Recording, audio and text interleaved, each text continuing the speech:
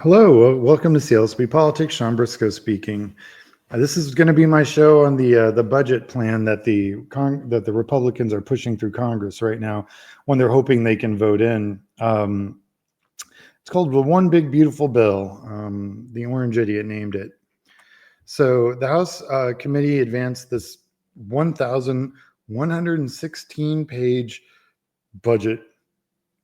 None of these guys have read it. They got bullet points from, some staff maybe, but nobody's read this thing. No one's reading a 1,000-page document that changed 4 times before it even came to committee. That's not even a thing. Centerpiece, of course, is they're going to extend the legislation for the 2017 Trump tax cut, make it permanent. By the way, we've already seen this party. We know that Trump added more to the deficit than any president in the history of our country. Facts. Go look it up. The Joint Committee on Taxation scored this thing. It's going to add $5 trillion, best case scenario, toward the nation's debt. It's going to be insane. The individual rate reduction in the 2017, which is estimated to reduce the revenues by $2 trillion through 2034. That's $200 billion a year.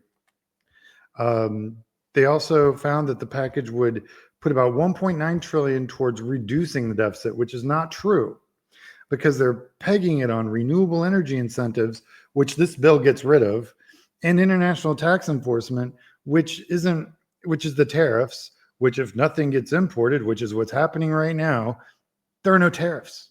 There's no international tax to enforce.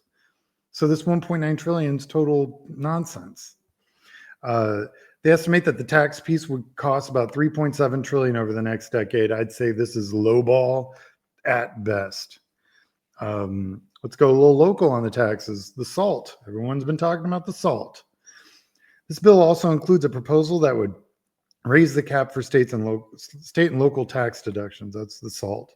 So to allow taxpayers, especially those with higher taxes in blue states, to deduct more of their regional taxes, because these are the blue states in this country generate the GDP for this country, minus 1 or 2 states that are red. The rest of them are blue, and Texas almost doesn't count. They pull money out of the ground in this state, so it's not even really a thing. So yeah, they're basically trying to reduce and dumb down the blue states down to red state level. I guess Mississippi's tired of being the 50th state in education. They would like New York to be the 50th state in education. And that's what's going to happen when all of the state taxes are all of a sudden can be offset. Anyway, the measure calls to raise the current deduction cap to $30,000 for filers making less than $400,000, with phases down for higher incomes. Now that I'd like to see that graphed out. That would be very interesting to me, because they're taking care of that 1%. That's what Republicans do. And what's really weird is they get like that the poorest 40% to vote for them to help that 1%. It just blows my mind. They also said no tax on tips, which I like. I work with people in the service industry, and most of their income comes from tips, to be honest. It would include a measure aimed at nixing all taxes on tips. Now, that's federal taxes, so obviously they wouldn't get the SALT tax or any of that stuff. So, still getting taxed. It also includes provisions that seek out to do away with car loan interest over time, which is interesting, and enhanced deductions for seniors, which is also interesting. I think there's a lot that can, if they put caps on any of this, it would be one. Like if you had 2 car loans, make it 3.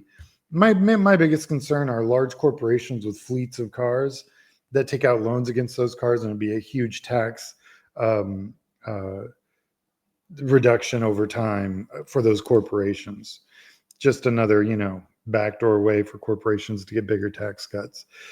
As far as the enhanced deductions for seniors, don't really have much of a problem with that, as long as their annual income, realized income, that isn't, over, I mean, just let's keep it real. Help seniors that can't make ends meet. Do not help them if they've got multiple acres and dividends coming in from various sources. But keep in mind, they did not make an indication as to separate those two groups. So again, they're taking care of that 1%. So this is part one. Some of the things that are going to come up in part 2 and part 3 are going to have an impact on this video, especially when it comes to the amount of money that they're supposed to offset. So as we move forward, I will point those out and I'll reference this video. But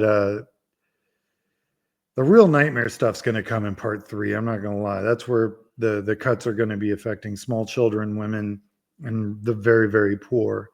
And the people that need medication to go to work, to meet the work incentive. Anyway, it's going to get real bad. So something to look forward to. Anyway, just to remind everyone, thank you for watching. Like and subscribe. I'm not monetized by YouTube, so any and all PayPal that you send to this channel goes to offset costs for making and doing the research and travel and mostly subscriptions to different news organizations. But every dollar is appreciated. And so, all right, well, I will see you guys probably over the next, I'm going to spread this one out over a couple days. And that way we can kind of digest it one piece at a time. All right, talk to you guys later.